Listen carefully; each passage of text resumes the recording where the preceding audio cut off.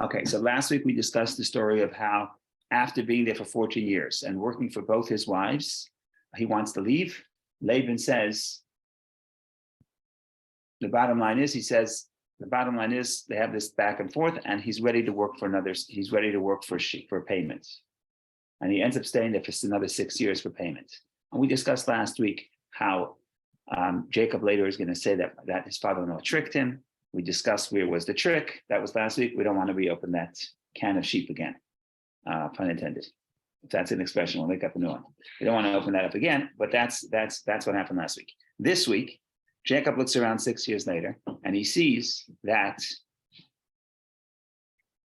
he senses that he's not wanted. That people are not happy with him anymore. Laban is not treating him the same. Laban's sons are not treating him the same. He's in trouble. Hostile territory, right? Because remember, he's in a foreign land. It's not his land. I mean, he married into the family, into Laban's family, but Laban doesn't. Now he senses that Laban doesn't like him anymore, or is upset at him. And the reason is because Jacob's wealth is increasing. And when Jacob's wealth is increasing, and what is his job? He's the shepherd of his father-in-law's sheep, and he only gets a certain percentage, but his percentage is growing. Because again, remember, he asked for a specific, he said, my payment will be, I'm going to get the checkered sheep, the dotted sheep, or whatever the case is. Now, God blesses those sheep that was in his contract, and his wealth is growing. Now, Laban and Laban's sons feel like he's stealing their wealth. So he realizes that it's not so safe anymore. And so now he says, I got to get out of here. So he calls his wives to the fields where he could speak to them.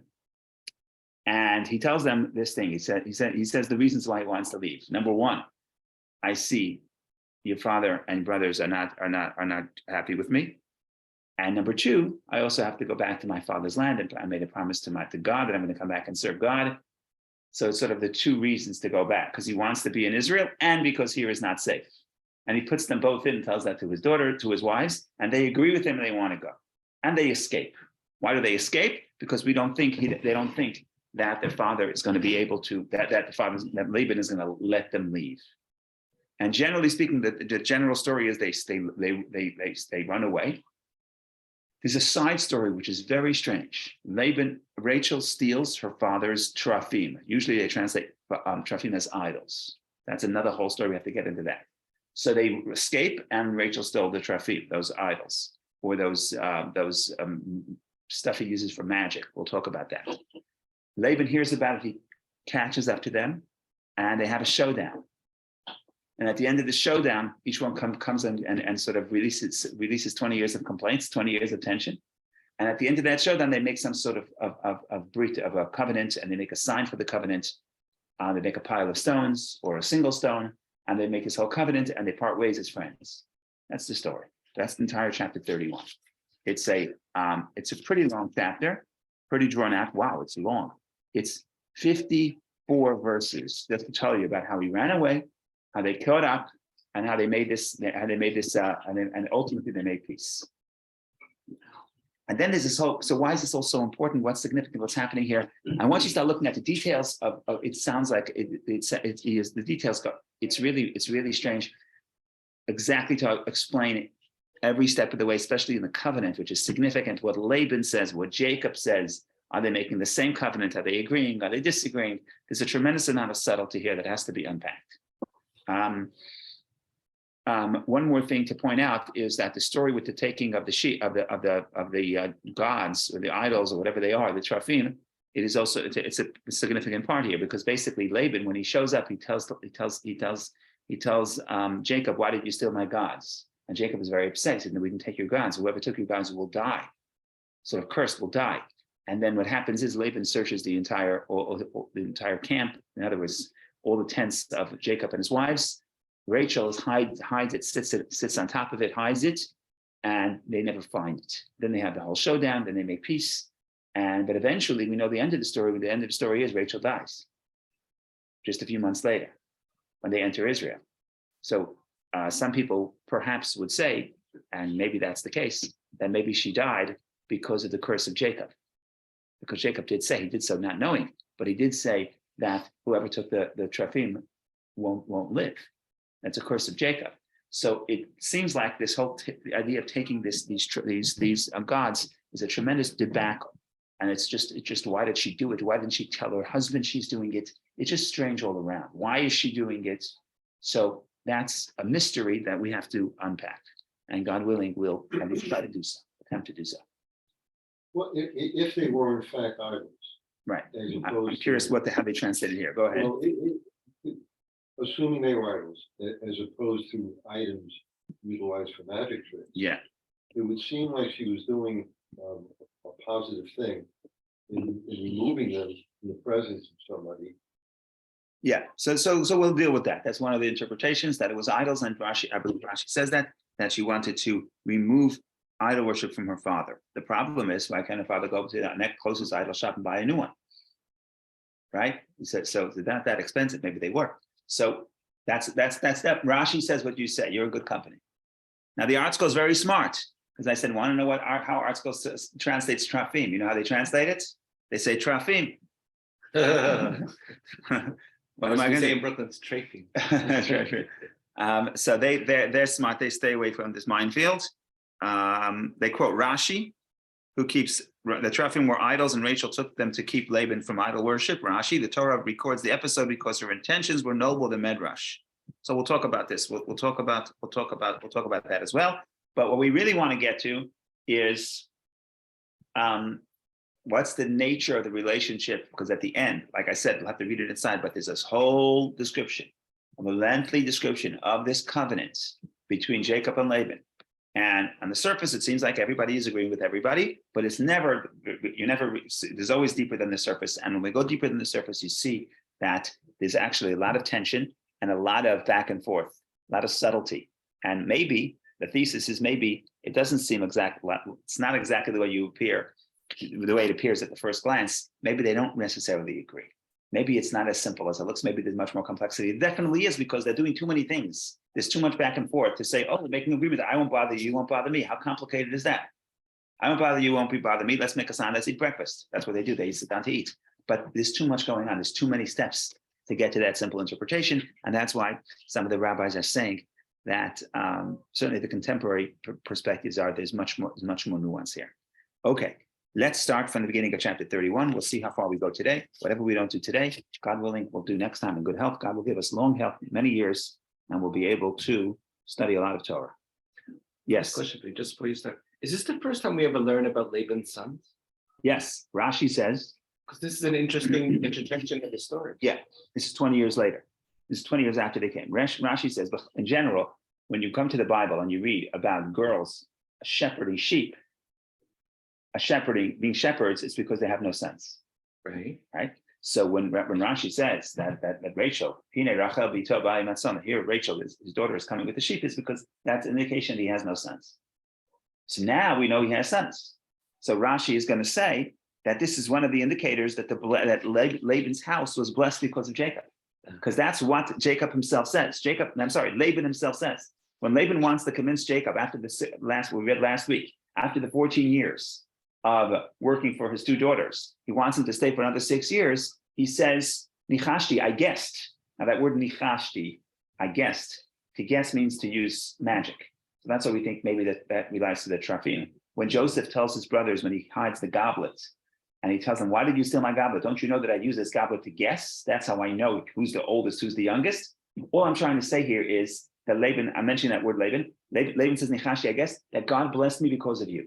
So Laban acknowledges that since Jacob showed up, he's blessed. And Rashi says one of those blessings is the sons.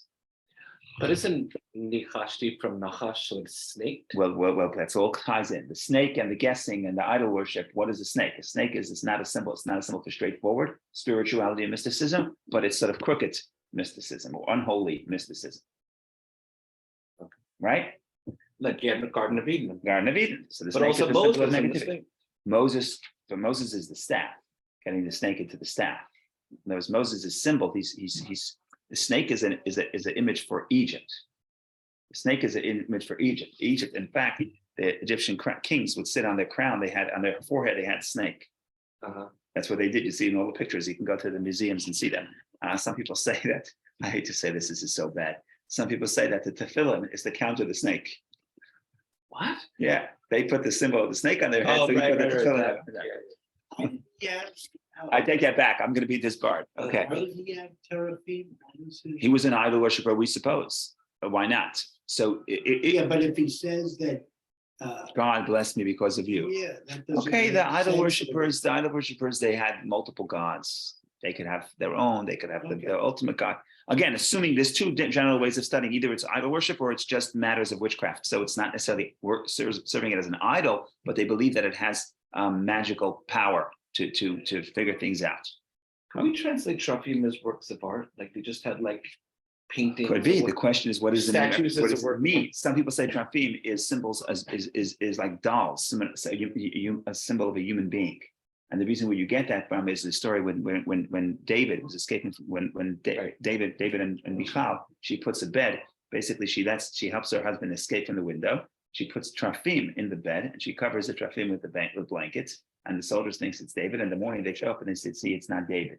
So what does it mean? What are they putting there? So that's an indicator. That's a theory not a theory. That's strong evidence that the word trafim, at least in the book of Samuel, is used as symbol of a person. So that, again, that could be idol worship. It doesn't have to be idol worship, because if it's idol worship, again, one of the reasons to say that trafim is not idol worship is because what does David have idols in his house? Why does Michal have idols in her house? Is that an indication that maybe Michal's a idol worship? So the people who quote that story say, no, that's the indication that trafim is not idol worship. You have dolls in your house. Why do you have dolls in your house for? It doesn't have to be an idol worship. My daughter plays with dolls all day. All right, so does So it's just a toy. I'm sorry? It's a toy. It could be a toy. It could be a toy. It could be a work of art. It could be yeah. Okay, a lot to do. Unfortunately, not enough time today. The good news is that we're going to have plenty of time in the future.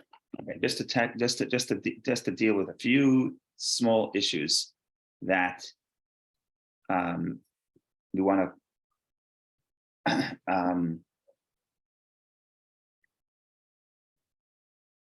Is it pronounced trafim or terafim? Terafim. So the singular is teraf. Teraf. I guess teraf. Yeah. They were protectors of the home. That's what they thought they were. Right. Those- So in Aleph, why did they use the word call? I'm sorry. Jacob took everything? Everything. Don't you know that when people say everything? Is this like fake news kind of stuff? No. When you're upset at Oh. somebody, it's always everything. You never listen to me. You always Right. are mean to me. Always. That right? That's what my kids always tell me, always and always. And when you say always, when someone tells you always, it means that they're very emotional, right? So they're jealous. Uh-huh. They say, Jacob took everything that is, we took all our father's things. He took everything. Well, not everything. Yeah, but that's not when a person is jealous or angry. When you have an emotion, you say everything. You're always speaking in generalizations. The mind is always calming you down and saying it's not so bad, it's not so good, it's not so bad. What you thought was good is not so great. What you thought was bad is not so bad. But the heart is always everything. It's always all or nothing. When the emotion rages, either I love you or I hate you. If I say, I think I love you 92.5%, right? So that's not the heart speaking, that's the mind. It means I'm analyzing. The heart is I love you or I hate you. So everything is a symbol that is coming from a place of anger. They said that he did that because if he would have taken less stuff, he would have been considered but he Taken did advantage of? No, he was sneaky. Right. But if he did a grand gesture and walked out with everything, he was very upfront and straightforward, and they couldn't say anything. But he was sneaky, they could, hold it against him. That's what Right. the translation is. So he made sure they knew.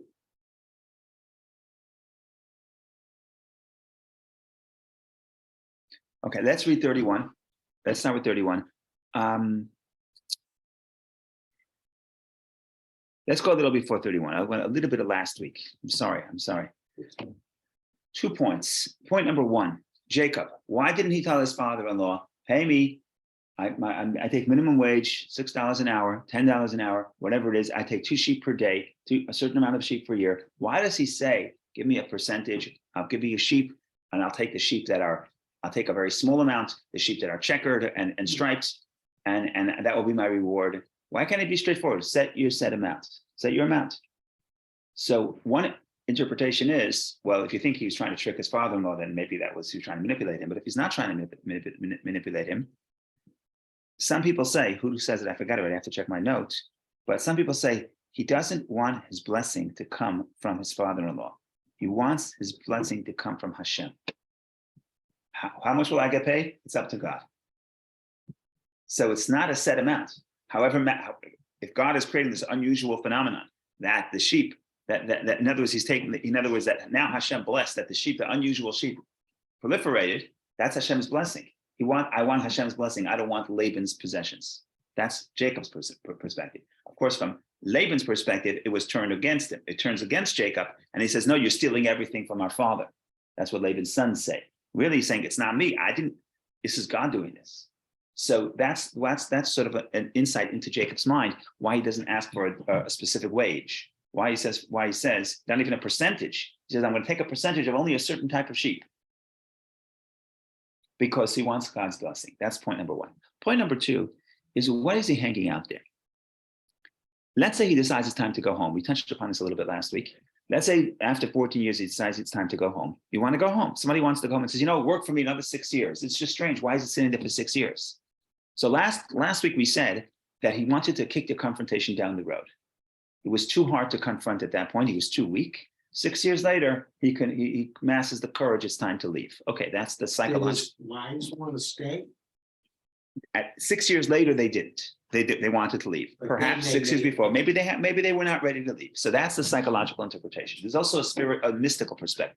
The mystical perspective is based on the Kabbalistic notion that wherever you are, you have sparks, holy sparks that you have to interact with and elevate. That's why you're where you are. I am where I am. Somebody else here is different part of Greenwich, maybe New York State. Sometimes you have someone from Israel here. You are where you are because your sparks are the sparks of holiness that are related to your soul. You have to deal with them. That's the mystical belief. Starts with the Arizal, but it's elaborated in the Kabbalah and many Kabbalistic works, and certainly Hasidic works. So the question is, like, we're leaving Egypt this week, and this week we left Egypt and we took out all the wealth. That's the Arizal says that's why there's a biblical commandment we're not allowed to go back to Egypt. Why not? Because we already depleted all the sparks from Egypt. There's no more holy sparks in Egypt. Why we go back is a separate question. I can dance through the dance. Huge community. Correct. But why is it that the Torah says don't go back? Lo tosif l'shuv derech hazeh, do not go back to Egypt. Says that Arizal, because when the Jewish people left Egypt, they took 202 of the total 288 divine sparks that have to be rectified. They took 202, they cleaned out Egypt. Egypt is clean, there's no more sparks there. Now you ask, that's why the Torah says you can't go back. Now you're asking me, but there was a great community there, Maimonides lived there, wonderful. But you have to explain why the verse says not to go back. One answer is that the Torah says you can't go to settle, but you can go for pragmatia, you can go for business, you can go for trade. Doesn't the Torah say, don't go back on the path that you took? Correct. Correct. I'm not going to give the legal answers. I'm trying to give only the mystical answer. The mystical answer is that one of the things that the Talmud says is you're not allowed to go back to live, but you're allowed to go to for pragmatia, which is trade, buying and selling. But just push up back on it. Are you saying that the number of sparks is static? The number of sparks, according to the Kabbalah, is Reish Peiches, 288. When we left Egypt, we took out 202. When the verse says a mixed multitude in last week's parsha, yesterday's parsha, a great multitude of people emerged with them. Says that Arizal, Erev Rav is 202, Rav is 202. We took 202 of the 202 and 288. So we only have 86 left, which seems like a very big percentage of sparks have been elevated, and these are very small percentage to be elevated throughout the rest of history. So what's taking us so long? So the answer is those many sparks break into many sparks. When you shatter a vessel, a few pieces, you pick up 90% of the dish, right? The small ones are very hard to pick up and they break up. So the short answer is they break up, just like souls break up. You have 600,000 souls and you have millions of Jews. So So you still come from a static main that you Yes. break into many, yes, as opposed to a growing main. it's not growing. The energy is a specific energy, but again, it's energy, so it's like fire. So fire can keep lighting new candles. So it's not static like a table is static, but the number, whatever the number represents, I don't know why 286. It's based on the verse in the second. It's based on the second verse of the Torah. The Ruach Elokim merachefet al pnei hamayim. The Spirit of God hovers above the water. The Kabbalists say the word merachefet means reish pechet met. 288 died. Letters merachefet reish pechet met. So without getting into the significance of the numbers, I'm sure the number is significant. I don't know the significance. Bottom line is that the number is significant, but in reality, it's not static like a table is static because, like I said, it's energy, and energy could multiply Can this in be- interesting ways. Can this be taken personally, that when you've done something and you're done? Of with course, it, of then course, you're- of course, You of course, used up of course. 280. No, you did your thing, so now you don't have to be here anymore. If this business didn't fail, it's because now I have no more business here. My spiritual mission is no longer here. And you'll see what's, let's tie this all together. Going back to Egypt, the bottom line is pragmatia, trade is buying and selling. So sparks come to Egypt from other places, so we go there to catch them, to intercept them. That's the mystical interpretation. I don't want to get into that too far. Jacob wants to leave Laban. He obviously did not finish getting all the sparks from Laban. How do I know? Because he ended up staying there 6 years. But he knows that. He knows we're not done. He tells his father-in-law 6 years before, he says, Shalcheni, send me off. He's asking for his permission. If you look back, After the 6 years? after the 14 years, when he has 11 children, 14 years. If you go back to the book, it's page 157, verse 25. And it was when Rachel had given birth to Joseph, Jacob said to Laban, grant me leave, that translation, that I may go to my place and to my land. Give me my wives and my children from whom I have served you, and I will go. For you are aware of my service that I labored for you. But he says, Shalcheni. Shalcheni is not grant me leave. Shalcheni doesn't mean let me leave. Shalcheni literally means make me your shaliach, make me your emissary. I'm going to take your children. You're going to give me the permission to take your daughters. You're sending me. When I leave, I'm almost like an extension of you. We still have a relationship. So therefore, whatever I do now, in other words, when you send me off, you're also sending me off with your sparks, with those energies, with those experiences.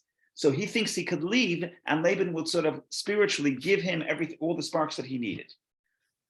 When Laban says, I'm not letting you go, when Laban says, I'm not letting you go, what Jacob takes that to mean is, I still have unfinished business here, spiritually. Hashem worked through Correct. Laban and said, Correct. Because you're not done yet. I'm You're not not done yet. ready with you. Now, when does he pick up and leave? When he realizes that circumstances are not safe for him anymore here. What does that mean? This place is no more hospitable to me. That is God's way of telling me, pick up and leave. Now I'm going to tell you something that's radical, and you may stone me, you may disbar me, but I'll tell it to you anyway. I'm going to be very risky today. Are you a lawyer? That would A disbar means I meant that sort of rabbinically. So this is like heresy, but we're gonna do borderline heresy today. I You will think never excommunicate. you will not, but other people may. You're very kind and understanding. I appreciate that. That's why I love spending so much time with you. Okay, we're going to read this verse, and we're going to read this verse. Oh, I can't figure this out. Have a share. I don't know why I'm saying this. What page is it? This is going to be on page 30. This is going to be chapter 31. So it's going to be 160. It's going to be 160. It's 161.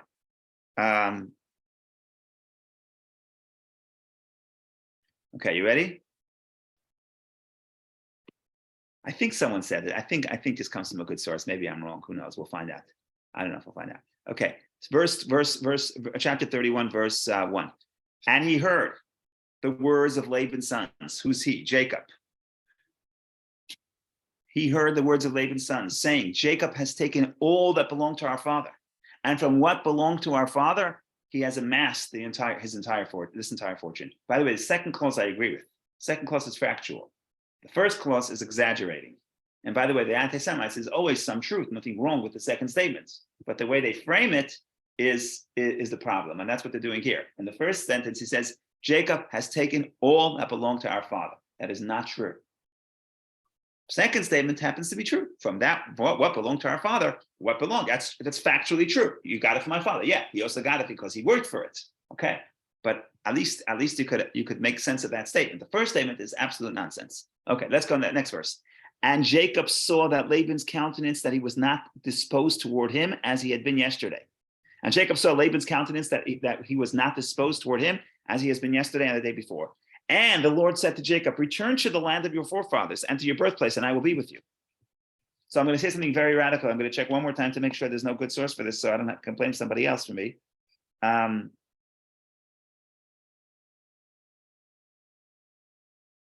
I think there's a source for this. What does it mean that Jacob, verse 3, no, it's not in this in the book. What does it mean that God said to Jacob? How did he say to Jacob? You know how he said to Jacob? Because of the circumstances. When the circumstances were not going well, when Laban was upset, was not happy with him, Jacob sees that as God telling him time to leave. He's looking for signs. When is God going to tell me to leave? Now God told me to leave. How did God tell me to leave? Because he hears what Laban's sons are saying, and he hears that Laban's face, Laban's countenance is not disposed to him. In other words, he realizes that he's not. This place is not hospitable for him anymore. So that's the way God is telling him to leave. You could say God spoke to him in prophecy. You could say that too. I have no problem with that. But it's very interesting to think that God is showing us. How does God show us that it's time to leave? When the circumstances are not working. And then he calls, and then you get to verse 4. So Jacob sent and called Rachel and Leah to his field, to the flocks. And he said to them, I see your father's countenance, that he is not disposed toward me as he was yesterday and the day before, but the God of my father was with me. And you know that with all my might I served your father. But your father mocked me and changed my wages 10 times. But God did not permit him to harm me. If he would say thus, sparkled ones shall be your wages, all the animals would be your speckled ones. And if he would say, ringed ones shall be your wages, all the animals would be your ringed ones. Thus God separated your father's livestock and gave it to me. He's obviously responding to what Laban's sons are saying. And it came to pass at the time the animals came into heat, that I lifted my eyes and saw in a dream, and behold, that the he-goats that mounted the animals were ringed, speckled, and striped. And an angel of God sent to me in a dream, Jacob, and I said, here I am. And he said, now lift your eyes and see that all the he-goats mounting the animals are ringed, speckled, and striped, for I have seen all that Laban is doing to you. I am the God of Bethel, where you anointed a monument, where you pronounced me to me a vow. Now arise, go forth from this land and return to the land of your birth.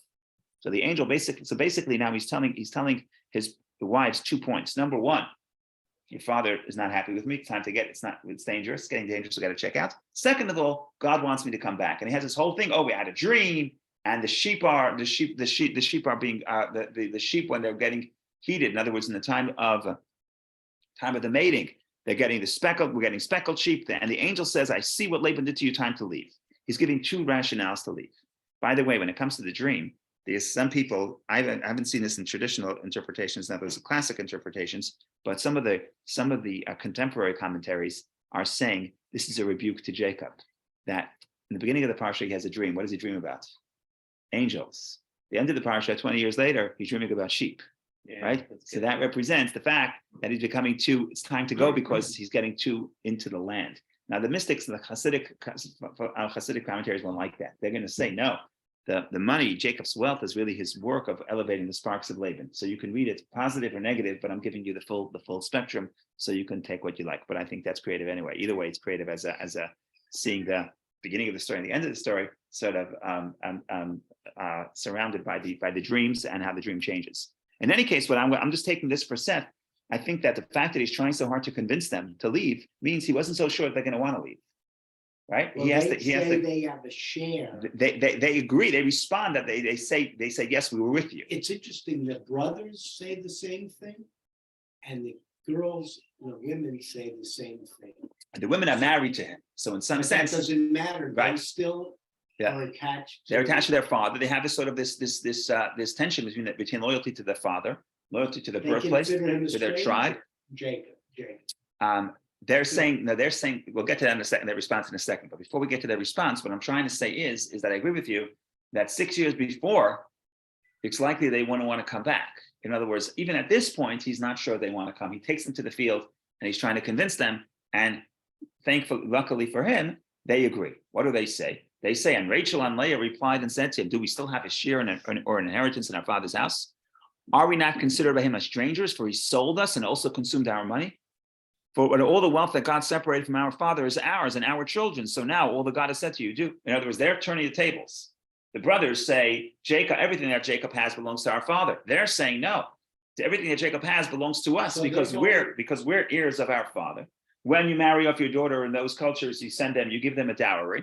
He did not give it, not only didn't give us a dowry, he actually sold us because he only gave it to us to Jacob for Jacob's work. So we're entitled to this cash.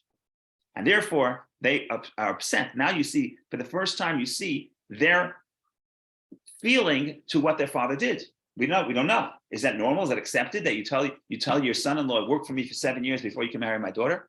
Here you see that they're very hurt from this. They're very hurt by this. Maybe they didn't express it till this point. Maybe they told to Jacob. I think they didn't tell it to Jacob because Jacob himself would. It sounds like Jacob had to try to convince them to want to leave their father. He was afraid they wouldn't want to leave.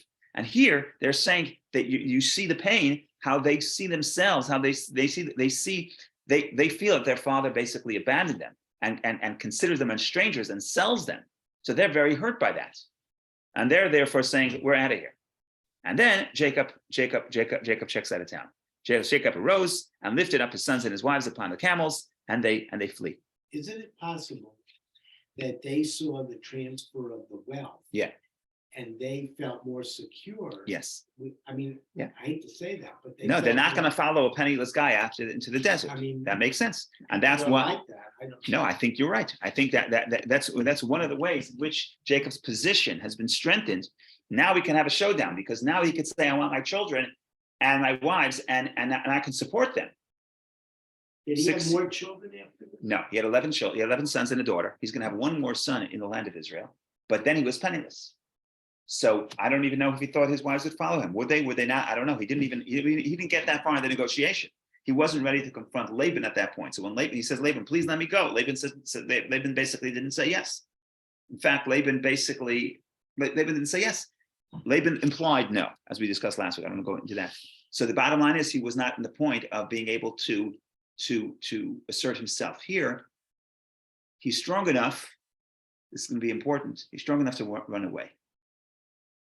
You see a pattern in Jacob?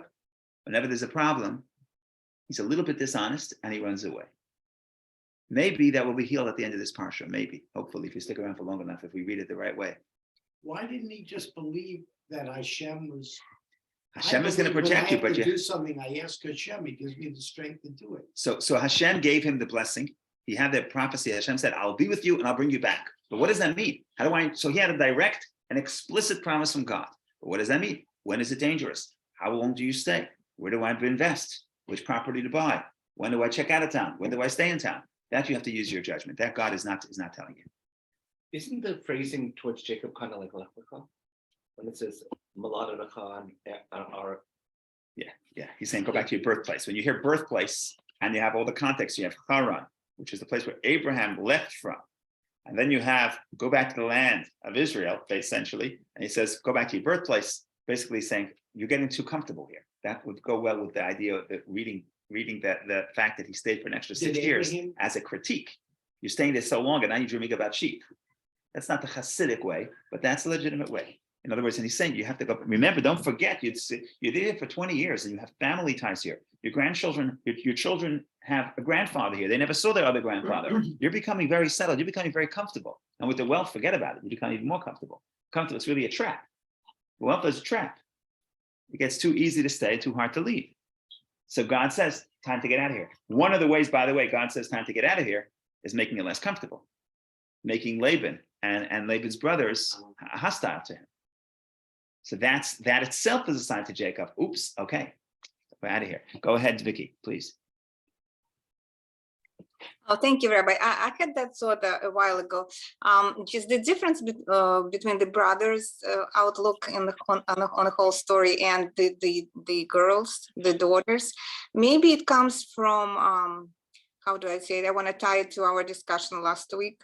It maybe it's not even the tribal mentality. It's a clash of ideology. So Laban is treating daughters differently from what his father was treating daughter. Right. So that's probably why the daughters felt that it's not even acceptable because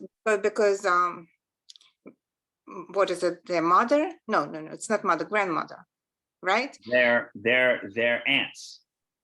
Yeah, or yeah, Rebecca is Laban's sister. So when their aunt was sent, right? yeah, she was sent away and then with some money. She wasn't used to acquire wealth. Look what's happening here, right here. It's a classic sale. The father wants free labor for 7 years. So he says, if you work for me for 7 years, I'll give you my daughter. So what's your daughter? Your daughter is just chattel, just property that you sell because you want to save on labor. Is that what it is? So for Right. them, I think that's, forget about Rebecca. Rebecca was the other extreme where they let her go. And they sent her off, which was unusual. But I think even in the local custom, you would not sell your daughter. And certainly, if you're going to marry off your daughter, you're going to give her some of your wealth. You're going to give her a dowry. You see here that they feel hurt, that they feel that they were mistreated, even based on the context of that culture. So Laban is not, even though he appears to be, he tries to present himself as a very moral person. Here, he doesn't live up to the standards of the people, and his daughters are not stupid. They understand. And therefore, just because they don't voice it, when it comes to the moment of truth, are you loyal with your father or your husband? They say, our father did not treat us well. We're checking out. That didn't treat us well is the understatement, but I'm just not as good with words to describe exactly the abuse. But they feel that they have been certainly psychologically abused. Right, the father sells you, treats you as a possession. That's a big problem, and not just for the modern sensibility. I think in that, compared to that culture, it was the same way. That's why they feel this way, not because they were so enlightened and they read feminist literature, because that even by the standards of that culture, this was not done. Yeah, he was clearly treating the daughters differently from he was treating his sons. Right, not that he loved his sons so much. I think he's probably an abusive personality, but I'm just saying that his sons were serving him, and it was as part of his interests. And he didn't have an opportunity to use them. You know what I'm saying? They were part of his clan. And remember, we talked about this last week. Part of his clan is part of his possession. But here you have the daughters sort of moving to Jacob's clan. That's a threat, and he tries to minimize that threat, as we will see. Okay, They were weak guys, because if they were earning their own living right. and making their own way, they would never even think about something. People get jealous. But no, they were scared that they weren't going to be able to make it, and so yeah. But look at anti-Semitism throughout the last 2,000 years. It's usually the Jews are stealing our wealth, right? Essentially, people are jealous. And is it true? No. But it's much easier. It's much easier to blame the person who's successful and say the Jews are stealing our wealth than to realize that you just work hard, help yourself. Don't blame the other person, especially when the other person is going to leave. Let's see what you'll make of that place, and you don't make much of it either. So I think this is just classic. I don't want to say anti-Semitism, but in other words, phobia of the stranger, especially when the stranger becomes too successful. And you see that in Egypt. You see that with Isaac and Abimelech. You see, this is not the first time it appeared. Well, but Isaac, we didn't read about Egypt yet, but the first time it appears is with Isaac and Abimelech. Yeah, when he chases him out of whatchamacallit. Yeah. Okay, I want to read a few more verses. I want to talk about the stealing of the Trafim. We're not going to cover everything, but we have 13 minutes. We'll try to make a dash and at least get some good stuff in, because gotta send you off with something nice. Rabbi, one quick Yes, question. yes. You know, in the text, and even some of the commentaries, they say the animals were goats. Yeah. I mean, there's Cattle. Yeah. Let's see. Want to go back? And there's a certain correlation. You know, goats are more prolific than sheep. Interesting. See, I wouldn't know that. Well, you heard somebody's like a billy goat. Yes. It's a pejorative thing. Right. However, I think it relates to how prolific goats are. Yeah. There's no question that if you look back at the verses on page 158 or 159, he says sheep, and then he talks about ksavim, which is sheep, and he also says izim, which is goats. So I guess in Hebrew, the word sown, sheep, is a general word, and it could include both sheep and goats. it's clear. It's clear that he's talking about goats as well. So maybe he Yeah, was Taish is an older goat. Yeah. So we're talking about domesticated cattle. I mean, not like cows, but we're talking about certainly sheep and goats. That's clear. Yeah, if you could see that in 150, Goats give milk right. and sheep give wool, and Yeah. maybe he got both. He got both. Yeah. And Rashi says later he's going to have a maidservants and gold and silver and all kinds of stuff. Rashi says, well, he trades the sheep for other wealth. Okay. I want to read a few verses and I want to get to some nice ideas and then we want to continue because we want to, I don't know what this is doing here. Why is this here? Okay. Let's continue. So they run away. Okay. So Jacob arose and he lifted up his sons and his wives upon the camels, and he led all his livestock and all his possessions that he had acquired, the purchase of his acquisitions, right? See what's happening here? Because he has the purchase of his acquisitions. In other words, what he purchased from what he acquired. He acquired the sheep, sold the sheep, and got other possessions, alluded to in this verse, which he had acquired in the Padan Aram to come to Isaac his father to the land of Canaan. Now, Laban had gone to shear the sheep, and meanwhile, Rachel stole her father's teraphim. Doesn't say she took, so she stole. Okay. And Jacob concealed from Laban the Aramean by not telling him that he was fleeing. Bad translation. They're just trying to make Jacob feel good. The word is Vayignov Laban, Vayignov Yaakov. Jacob deceived Laban. No, what's the right translation? He stole. It's interesting. Rachel stole the teraphim. Laban stole his father-in-law's heart. Vayignov Laban. Jacob stole the heart of Laban the Aramean by not telling him that he was fleeing. We use the term stealing the heart. Why? I don't know. I'm just saying everybody is stealing here. Just putting it out there. Let's continue. He runs away, and Jacob on verse 21. So he and all that were his fled, and he arose and crossed the river and directed his face toward Mount Gilad. On the third day, Laban was informed that Jacob had fled. So he took his kinsman with him, and he pursued him 7 days' journey, and he overtook him at Mount Gilad.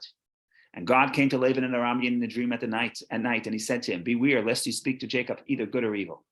And Laban overtook Jacob, and Jacob pitched his tent on the mountain, and Laban pitched his kinsman on the Mount Gilad. And Laban said to Jacob, the morning, so you have the mountain, you have Jacob is on one side, Laban is on the other side, confrontation. Verse 326. And Laban said to Jacob, what have you done that you concealed from me and led away my daughters like prisoners of war? Why have you fled secretly and concealed from me and not told me? I would have sent you away with joy and with songs and with drum and with harp. I'll make a party. I'll make music. And you did not allow me to kiss my sons and daughters. Now you have acted foolishly. I have the power to inflict harm upon you. But the God of your father spoke to me last night, saying, beware of speaking with Jacob, either good or bad. But now you have gone away, for you longed for your father's house. But why have you stolen my gods? And Jacob replied, and he said to Laban, because I was afraid, because I said, lest you steal your daughters from me. The one with whom you find your God shall not live. In the presence of our brothers, making an oath publicly, recognize for yourself what is with me and take it for yourself. And go look if I took any of your stuff. For Jacob did not know that Rachel had stolen them. So Laban entered Jacob's tent and Leah's tent and the tents of his two handmaids, and he did not find them. And he had come out of Leah's tent and entered Rachel's tent. But Rachel had taken the teraphim and placed them under the camel's saddle and sat upon them. So Laban felt around the entire tent, but did not find them. And she said to her father, let my lord not be annoyed, for I cannot rise before you, for the way of women is upon me. So he searched, but did not find the teraphim. And Jacob was annoyed by Yichar. He was angered.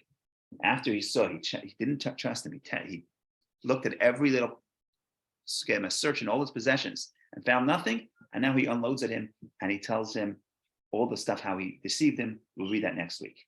What's happening here? What is happening here is the big question. Why did Rachel take the teraphim? So I'm just going to be very general here. There's generally two ways of reading this. One way of reading it is, like Rashi says, and Steve mentioned this, that she wanted to separate her. These are idols, and she wanted to separate her father from idol worship. That's one way in the traditional view. Another interpretation is other commentaries don't really like that. They say, how's that going to help? She'll go buy another idol. So another interpretation, I believe Nachmanides says this, these are basically tools of magic. And she feels that if her father has his tools of his trade, of his magic, he'll find them. He'll find where they are. He'll know where they are. So if you take away the guy's GPS, you take away his tools, take away his computer, he won't be able to track you down. That's the basic two traditional interpretations. The problem with the second interpretation, also the first interpretation, but the second interpretation is that He found him. he found them, so it's a failure. So basically, she should not have taken it. She should by this reading, Rachel made a mistake. It was a foolish thing. She should not have taken it. She should not have told her husband that she's not taking it, because whatever she tried to achieve by taking it did not work. So that's the perspective until we're going to change it in the next 5 minutes. You get 1 minute and I get the next 5. Go ahead. She took it because she wanted to weaken her father. Yeah. And By taking away but it his, wasn't a failure why not? Look, because his heart was taken too. And he had no way of getting it back. And she accomplished. but how did he beat her? She took away from idol worship. I'm sure you could still buy an idol in McDonald's, in Walmart. He took away, he didn't help her find witchcraft. You see, he's doing fine. He found them without the witchcraft. So what objectively did she achieve? There's many more explanations. I'm just giving you the 2 main ones. There's a third, a fourth, whatever you want. So I'm going to give you another explanation that I found, that I read this morning, and it was like a light bulb go on. And I'm going to tie it to yesterday's parsha. But I'm going to open up a can of worms, but I'm not going to go into all the interpretations, just one similarity. One strange thing about the story of the Exodus is that God keeps telling Moses, as it happened at least 3 times, tell the Jews to borrow the gold and silver from the Egyptians when you leave. Why borrow? We're not planning on returning it. What's the point? So what's the morality? So everybody talks about that. I'm not going to get into that answer. I'm just going to say one specific deal. Possibly, what God wants is the showdown in this week's parsha. God wants Pharaoh and all the Egyptians to chase the Jews and meet them at the sea. How do you get them to chase all the Jews? You take all their gold and silver. If now the Egyptians wake up after the 10th plague and they realize all the gold and silver is God, they feel taken advantage of. Of course, they're going to chase the Jews. If the Jews would not take the gold and silver, Pharaoh would say, okay, you know what? We're going to go chase the Jews. What are the Egyptians going to say? Remember, the Egyptians already at the 7th plague, they already told Pharaoh, you're crazy, let the Jews go. Don't you realize Egypt is going to be destroyed? So all of a sudden, the Egyptians would never chase the Jews if the Jews just left, but they had no choice. So God says, take the gold and silver, they had a choice, but God says, take the gold and silver. This is a trap to shlet them. Now, you ready? Rachel took her father's teraphim, whatever they are, they're cherished. She wants her father to chase them. Why is a good question. I'll give you the Medrash's interpretation, then I'll give you my own. But this is not a failure. She got exactly what she wanted. This is not a plan that failed. And at the end, she died because of this, but maybe it was worth it if you realize why she wanted her father to come. But this changes the whole story. It wasn't like, why did she do it? Why did she steal? Jacob would never let her take it. Jacob doesn't want the confrontation. Jacob's on the run. Why did she do it? So if you put yourself in Rachel's shoes, and Rachel understands what happened. Jacob, you're going to see in the next speech, for 20 years, he didn't see his kids. He's in the field every day working for his father with complete loyalty, day and night. Who raised the children? The mothers, but also grandpa, right? Laban had a close relationship with the children. Laban was an idol worshiper. They saw him serving idols, okay? Rachel has to show her children an educational tool and show her children that the idols, that everything her grandfather was doing was nonsense. What does she do? She steals the gods, hides the gods. Laban shows up. What does Laban scream? What is he screaming to his father, to Jacob? What's his claim? He gives this shout. He says,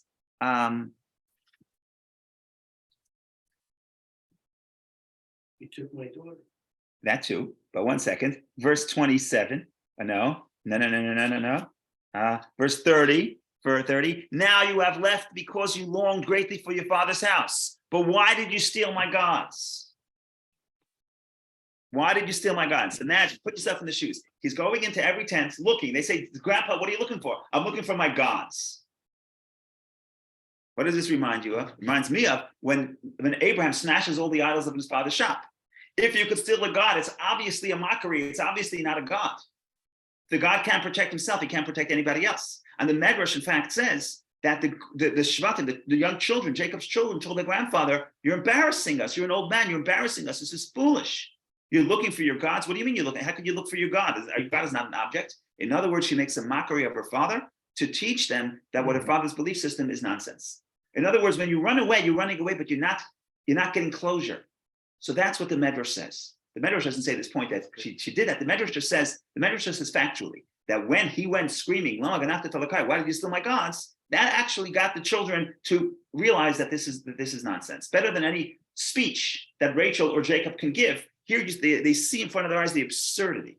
If you want to go back to Abraham, it's exactly what Abraham does to his father, right? You know the Medrash. He takes the axe and puts it in the hand of the big god, and he smashes the rest of the gods. And his father says, "Who smashed the gods?" And he says, "The biggest god smashed the god." He says, "No, he's a stone. He can't smash anybody." And Abraham says, "So why are you serving him?" So we have this pattern of the way to get people away from idol worship is show them the absurdity of it. That is what I read this morning, and that's what seems like the Medrash may be saying that. But I have another little interpretation. I'll leave you with that and let last 60 seconds, take it or leave it. I think that she wants confrontation. She's sick and tired of her husband running away. Don't run away. You have a problem. You don't like your father-in-law, confront him. So she forces the confrontation. And what happens? Jacob survives the confrontation, he does perfectly fine. And maybe that prepares Jacob for the next confrontation, which is Esav. The real confrontation is his brother. And that's the tough one because his brother's closer to his heart. So basically she's telling her husband, she can't tell him because she's afraid, but she orchestrates that her husband has to confront her father-in-law. And now Jacob ultimately is going to be a changed person. From a person who has to run away from confrontation, he becomes a person who is afraid to meet Esav, but he goes toward Esav. He has the courage to go toward Esav, to plan for the meeting, to meet, to execute the difficult meeting, and ultimately to reach some degree of peace, both with Laban and with Esav. But this is all to Rachel's advantage. You say, but she ended up dying. Okay, but it was worth it, especially if you want to say the first interpretation, to get her children away from idol worship. There was no other way to uproot the idol worship that the grandfather implanted within them, if not for the plan of Rachel. This is sweeter than gold. Unbelievable. This is amazing. Never read something so nice on Vayeshev. Okay. Thank you all for joining. Wonderful day. Questions, comments, another 60 seconds. And then next week, we'll continue the journey. Thank you. Oh, the computer. Okay, fine. Okay. So, I'm just going to hang up because the computer is needed. My computer's in the shop. It's ready last night, but wasn't able to pick it up. So by next week, we'll have all the technology we need and we'll be able to stay an extra few minutes. Okay. Thank you. Thank you very much. Thank you. so Moshe,